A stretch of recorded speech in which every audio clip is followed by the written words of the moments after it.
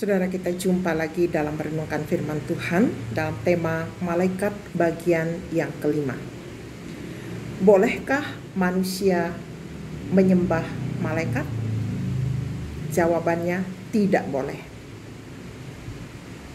Ada dua peristiwa yang saya akan sampaikan yang memberikan bukti bahwa malaikat tidak boleh disembah. Yang pertama, pada waktu Yesus dicobai oleh iblis untuk memberikan penyembahan kepadanya.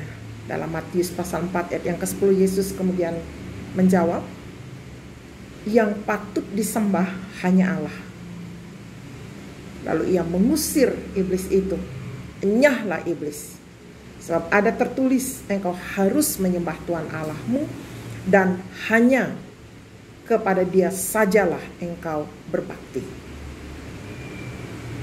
Yang kedua, waktu peristiwa Yohanes menerima pewahyuan dalam kitab Wahyu, itu sungguh luar biasa. Kalau saudara membaca kitab Wahyu dari awal sampai akhir, itu benar-benar adalah pewahyuan yang Allah berikan. Sangat-sangat luar biasa. Begitu dahsyatnya sampai Yohanes pun sungguh kagum. Sehingga dalam Wahyu 22 ayat 8 sampai 9 dituliskan sebagai berikut. Dan aku Yohanes, akulah yang telah mendengar dan melihat semuanya itu. Dan setelah aku mendengar dan melihatnya, aku tersungkur di depan kaki malaikat yang telah menunjukkan semuanya itu kepadaku untuk menyembahnya. Tetapi ia berkata kepadaku, jangan berbuat demikian.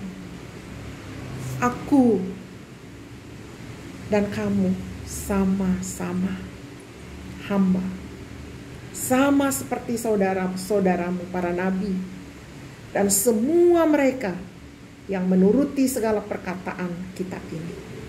Sembahlah Allah. Kedua peristiwa ini memberikan kita keyakinan yang kokoh bahwa malaikat tidak boleh disembah. Penyembahan hanya boleh diberikan kepada Allah saja. Nah, saudara, Allah juga sangat membenci penyembahan-penyembahan kepada Allah lain. Itu sebabnya di dalam hukum yang Dia berikan, kalau kita menyembah Allah lain, itu kutuknya sampai kepada generasi keempat. Karena Allah tidak mau penyembahan itu diberikan kepada siapapun kecuali kepada Dia. Dan itu sebabnya ketika Lucifer mau juga disembah seperti Allah, langsung dia diturunkan ke bumi. Dan Lucifer tidak pernah bertobat.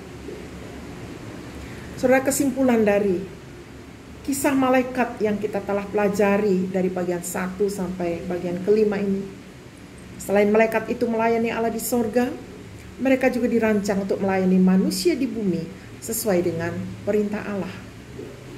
Maka di dalam Yesus Kristus yang bangkit pada hari pertama dalam minggu itu, Allah memulai penciptaan baru, babak baru, yaitu penciptaan manusia baru yang sah, yang ditujukan kepada semua manusia berdosa yang sudah jatuh dan digagalkan oleh Lucifer, mantan malaikat Allah itu.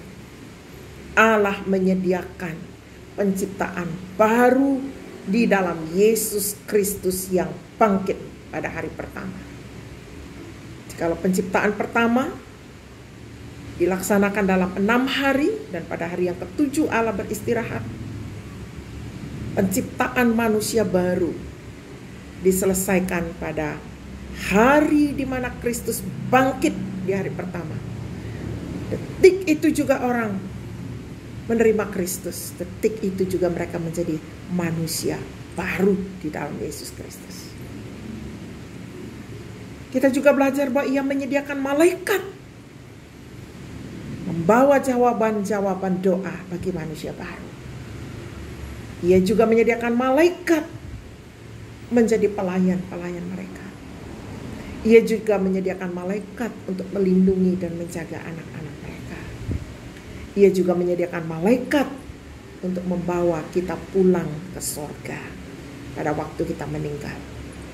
Ia juga mempersiapkan malaikat untuk nanti meniup sangkakala Allah dengan keras, sehingga semua telinga akan mendengar datangnya Raja yang megah, Raja di atas segala raja, untuk menyambut saleh-salehnya. Anak-anak Tuhan akan bersukacita, tapi yang lain akan celaka.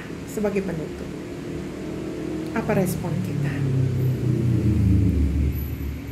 Mari kita berkarya dan memuji Allah dalam setiap langkah kita, bersama dengan malaikat-malaikat di sorga yang taat, dan juga yang ada di sekeliling kita yang berkemah. Mereka menjadi teladan bagi kita dalam ketaatan. Dan bagi saudara yang belum sungguh-sungguh percaya dan menerima Kristus, mari lakukan hari ini ketika saudara mendengar renungan ini.